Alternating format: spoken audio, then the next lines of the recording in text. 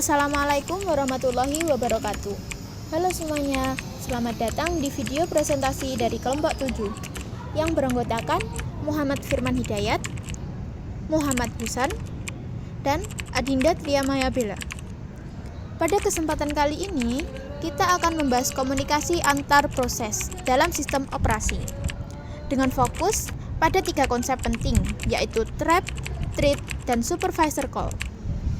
Agar proses-proses ini dapat berjalan dengan baik tanpa konflik, diperlukan mekanisme komunikasi dan pengelolaan yang efektif.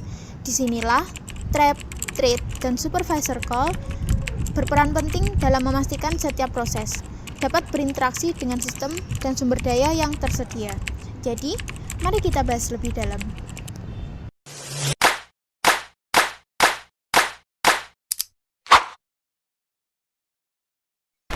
Trap adalah bentuk interupsi yang terjadi ketika sebuah proses mengalami kesalahan atau kondisi pengecualian. Kesalahan ini bisa terjadi akibat upaya mengakses memori atau file yang tidak diizinkan, eksekusi instruksi yang tidak dikenali, pembagian angka dengan nol, atau gangguan dalam operasi input atau output. Berbeda dengan interupsi perangkat keras yang berasal dari luar CPU, trap muncul dari dalam proses saat terjadi kesalahan dalam eksekusi. Saat trap terjadi, sistem operasi akan menentukan apakah kesalahan tersebut bersifat fatal atau tidak. Jika fatal, proses yang sedang berjalan akan dihentikan dan sistem akan beralih ke proses lain yang siap dieksekusi.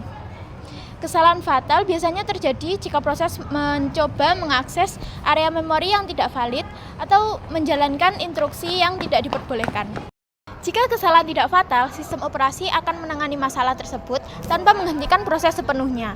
Penanganan bisa berupa pemulihan otomatis, peringatan kepada pengguna, atau penyesuaian eksekusi agar kesalahan tidak terulang. Dengan cara ini, sistem operasi dapat menjaga kelangsungan kerja proses tanpa mengganggu kinerja keseluruhan sistem. Thread. Pengertian thread. Thread adalah unit dasar dalam pemanfaatan CPU yang digunakan untuk menjalankan tugas-tugas dalam suatu proses.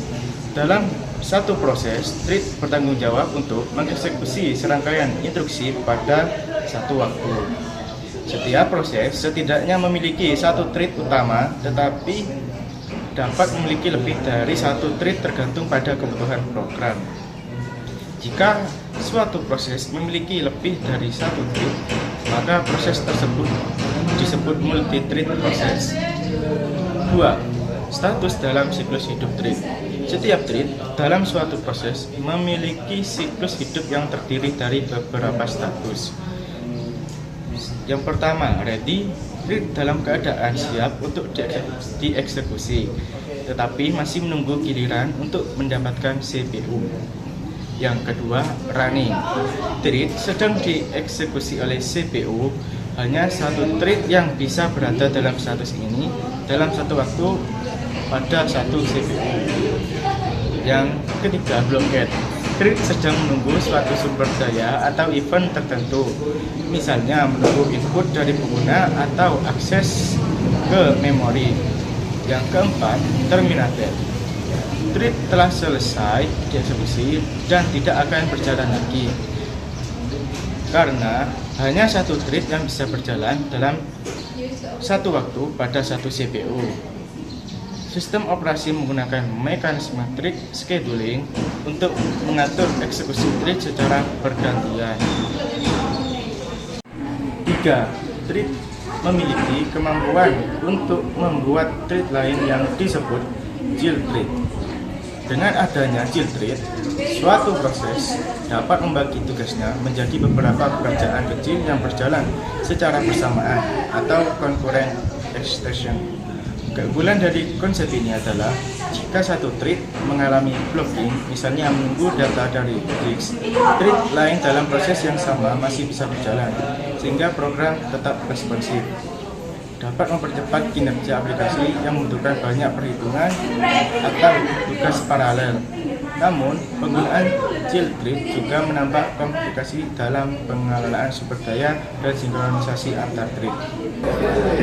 Penjelasan lebih rinci tentang supervisor call atau disingkat dengan SVC. Untuk nomor 1, pengertian supervisor call. Supervisor call adalah mekanisme dalam sistem operasi yang memungkinkan suatu proses untuk meminta layanan dari sistem operasi. SBC merupakan bagian dari sistem call, yaitu metode yang digunakan program aplikasi untuk berinteraksi dengan sistem operasi. Supervisor call terjadi ketika suatu proses membutuhkan akses ke sumber daya atau fungsi yang hanya dapat dijalankan oleh metode kernel, bukan metode user. Supervisor call digunakan untuk berbagai keperluan dalam sistem operasi, terutama dalam mengakses layanan sistem seperti operasi input atau output, membuka atau membaca atau menulis sebuah file. Manajemen memori atau mengakulasi dan membebaskan memori. Ada manajemen proses, membuat atau menghentikan proses lain, dan manajemen perangkat keras atau mengakses printer, disk, atau perangkat lain yang membutuhkan izin khusus. Nomor 3 adalah kernel memproses permintaan. Sistem operasi memiliki izin dan sumber daya untuk memenuhi permintaan. Jika file dapat diakses, sistem operasi akan memberikan file desktop kepada proses user. Nomor 4 adalah proses user diblokir sementara jika diperlukan. Jika operasi membutuhkan waktu lama, misalnya membaca dari disk, proses user akan masuk ke dalam status blocked. Sementara itu, CPU akan menjalankan proses lain agar tidak ada waktu yang terbuang. Setelah itu, file berhasil dibuka, sistem operasi mengembalikan kontrol ke proses user. Proses user dapat melanjutkan eksekusi dengan menggunakan file yang telah dibuka. Sekian penjelasan dari kami. Wassalamualaikum warahmatullahi wabarakatuh.